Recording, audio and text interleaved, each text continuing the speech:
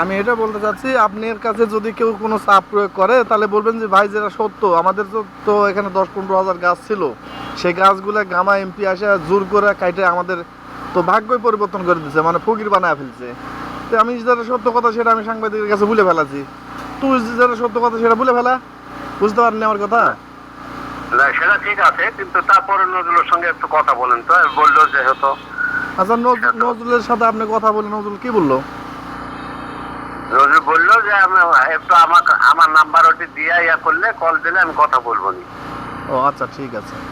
আপনি যে কথাগুলো বলছেন, আপনি যে না, কথাগুলো মানে ওইও তো সম্পূর্ণ গাছটা আমার নামে নাই, ওই নজরুলের নামেও আছে, বুঝলেন? হ্যাঁ, কাজে অত জিজ্ঞাসা করেন যে ওই ওই যেভাবে আমার জিজ্ঞাসা করলেন সেভাবে জিজ্ঞাসা করেন, ওই কি কয় শুনি। আচ্ছা আচ্ছা, ঠিক আছে। আপনি আপনি আমার কাছে কথা বলছেন, এই কথা আপনার আপাতত বলার দরকার নেই। হ্যাঁ, না আমি সেটা সেটা বলতেছি না। আচ্ছা, হ্যাঁ, ঠিক আছে। হ্যাঁ, কিন্তু আপনি ওটা সরাসরি জিজ্ঞাসা করেন, তাহলে ওই কি কয়। আরে ভাই, এত টাকার গাছ, এত গাছ গাছালি, এদিন এমনি তো এদিক সেদিক ছয় নয় হয়ে গেছে, তারপরে আবার আপনাদের যে ভাগ সেটাও নাই, আবার নতুন করে কে কোথায় কিভাবে সিনিমিনি করলিয়া চলে যাচ্ছে তার হিসাব নাই। কি কথা রে ভাই?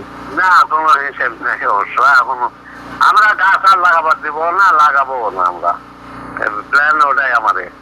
তাহলে আপনার বাসা কোথায় ভাই? আচ্ছা ভাই, ওরা একটু একটু নজরুলের সঙ্গে কথা বলুন। আচ্ছা, আমি কথা বলছি, আপনার বাসা কোথায়? আচ্ছা ভাই, আসসালামু আলাইকুম।